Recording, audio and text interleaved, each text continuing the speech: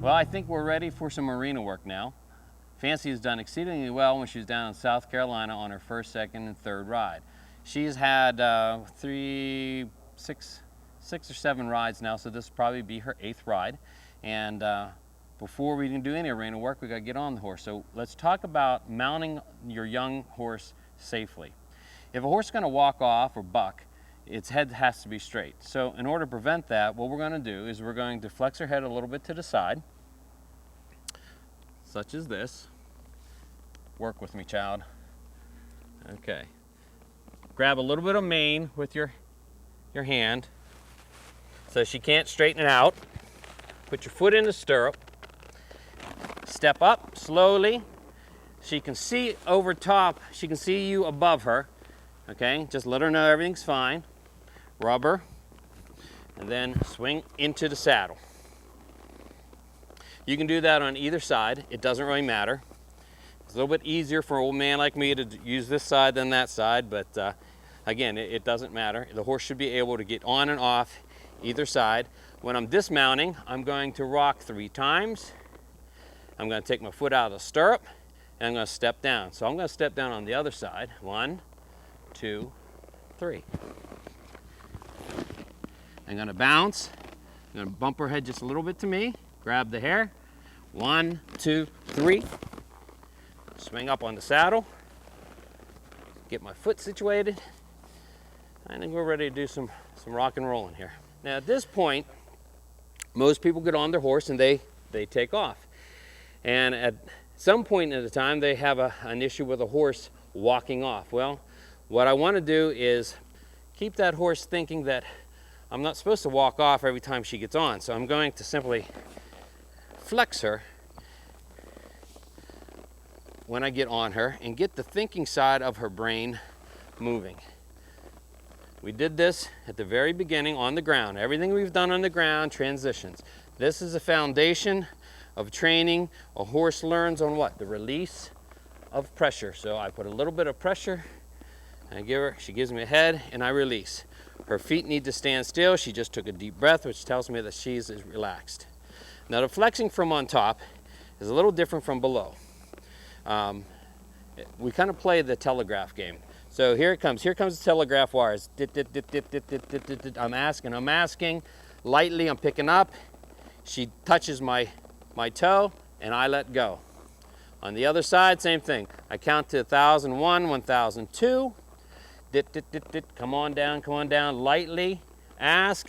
She touches my toe, and I let go. Lightly, 1, 2. Ask as light as possible, as firm as necessary. Bring that horse's head back along the side of your jeans, the seam on your jeans. Well, what are we doing here, fans? Right to here. And you want to bring it 3/4 of the way and let the horse finish with you. And the game would be beat me to the punch. I'm going to ask, and I want you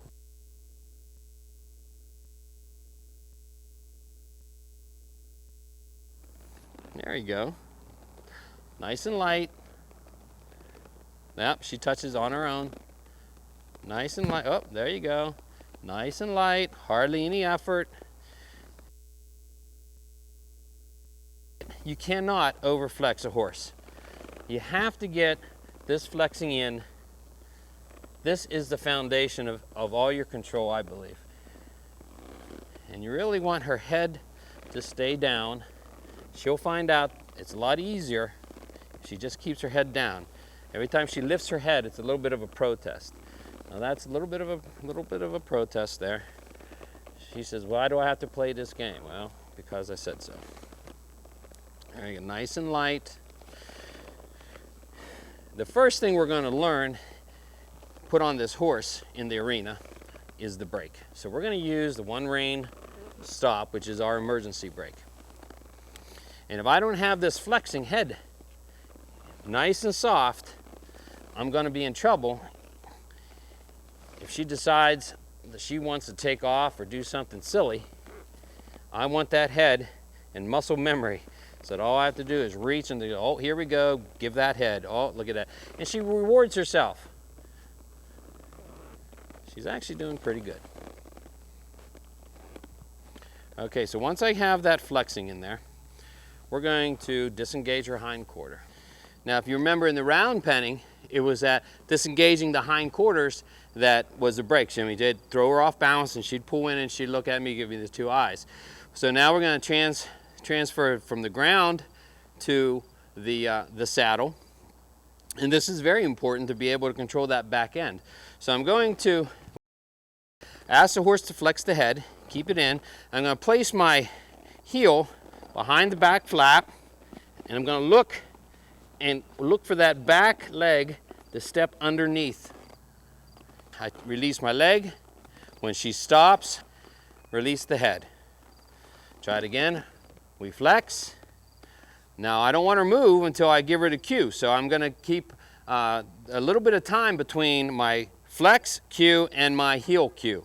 So now I'm going to put my heel back. That's right. I'm going to look at it. I'm going to see it. She's got some nice, keep moving. Encourage her. Take my foot off and then release the head. And it's really important that she understands that flex does not mean disengage. So you need to place enough time between those cues that it doesn't run it all together for the horse. So on the other side, let's see if we can see what Lefty does here. Now Lefty is anticipating, and I have not touched her yet, so I'm just going to hold till she stops. Now I'm going to place my heel, and I'm going to look, a little encourager, take my foot off, she relaxes, I let go. Good girl.